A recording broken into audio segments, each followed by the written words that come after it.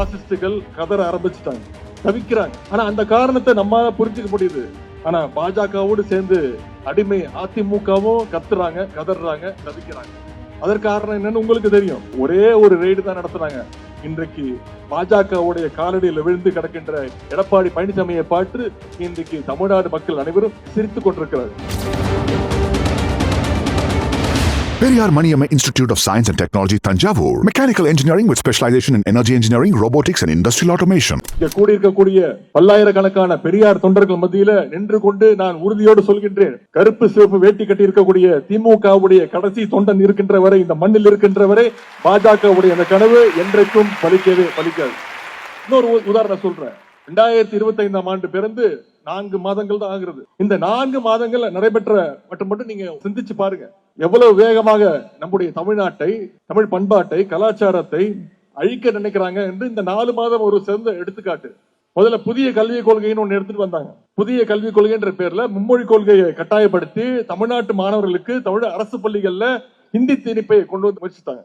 இன்றைக்கு தமிழ்நாடு ஆரம்பிச்சு இன்னைக்கு மகாராஷ்டிரா, கர்நாடகா, கேரளா என நாடெங்கும் ஹிந்தி திணிப்புக்கு எதிரான குரல்கள் ஆரம்பிச்சிருக்குன்னா அதற்கு முதல்ல விதை போட்டது நம்முடைய தமிழ்நாடு. மும்மொழி கொள்கையை ஏற்கலன்னா பள்ளி கல்வித்துறைக்கு தர வேண்டிய 2152 கோடியை தரமாட்டேன்னு ஒன்றிய அமைச்சர் சொல்லுச்சு. பதிலுக்கு நம்ம முதலமைச்சர் என்ன சொன்னாரு, நீ புதிய கல்விக் கொள்கைன்னு மும்மொழி கொள்கைன்னு நீ இந்தி திணிப்பை கொண்டு வர முடியாதுன்னா, ஏத்துக்க முடியாதுன்னா 2500 கோடி ரூபாய் தரமாட்டேன்னு சொல்ற, நீ 10,000 கோடி ரூபாய் கொடுத்தா கூட நான் மும்மொழி கொள்கையை ஏற்றுக்கொள்ள மாட்டேன் என்று சொன்னவர் தான் நம்முடைய முதலமைச்சர் அவர்கள்.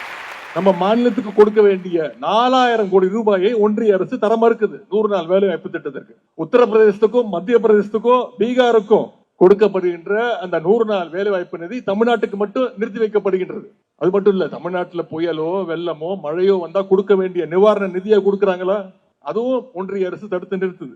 அது மட்டும் இல்ல, இப்ப சமீபத்துல டீலிமிட்டேஷன் அப்படின்னு சொல்லி நம்முடைய மாநில உரிமைகளை பறிக்கிறாங்க. இப்ப 39 தொகுதிகள் இருக்கு, 39 எம்பிக்கள் தமிழ்நாட்டில இருந்து போயிருக்கிறாங்க. இந்த டீலிமிட்டேஷன் மட்டும் வந்துச்சுன்னா 8 மக்களவை தொகுதிகளை குறைப்பதற்கான திட்டத்தை ஒன்றிய அரசு கையில் எடுத்திருக்கு. இந்த டீலிமிட்டேஷனுக்கு எதிராக நம்முடைய தலைவர் அவர்கள் இந்திய அளவில் அனைத்து தலைவர்களையும் அழைத்து சென்னையில மிகப்பெரிய ஒரு மாபெரும் ஆலோசனை கூட்டத்தை நடத்தி காட்டினார். பாசிஸ்டுகளுடைய இந்த சூழ்ச்சிகளை ஒழித்து மாநில சுயாட்சியை நிலைநாட்ட நம்முடைய முதலமைச்சர் அவர்கள் ஒரு உயர்மட்ட குழுவை அமைச்சிருக்கிறாங்க. சட்டப்பேரவையில இந்த அறிவிப்பு வந்ததும் பாசிஸ்டுகள் கதற ஆரம்பிச்சுட்டாங்க, தவிக்கிறாங்க. ஆனா அந்த காரணத்தை நம்மால புரிஞ்சுக்க முடியுது.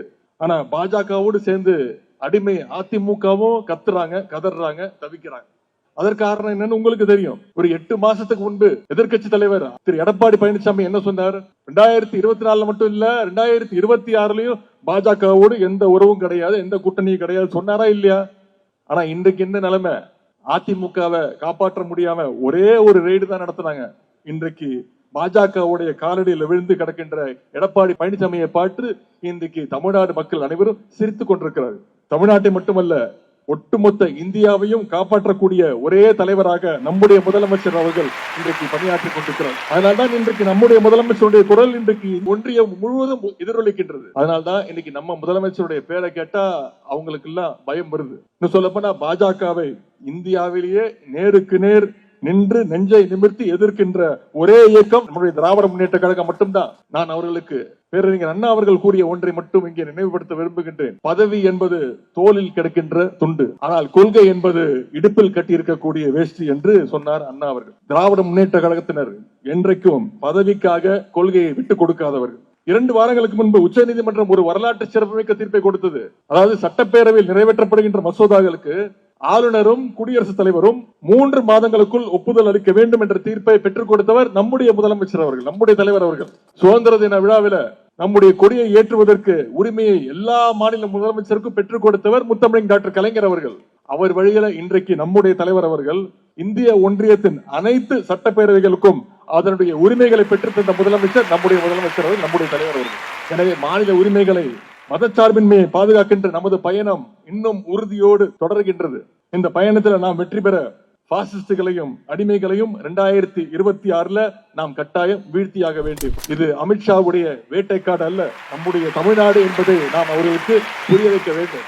அதற்கு 2026 சட்டப்பேரவை தேர்தல் எனும் போர்ல நாம் வெற்றி பெற்றாக வேண்டும். Periyar Maniyamma Institute of Science and Technology, Tanjavur. Mechanical engineering with specialization in energy engineering, robotics and industrial automation. Thank you.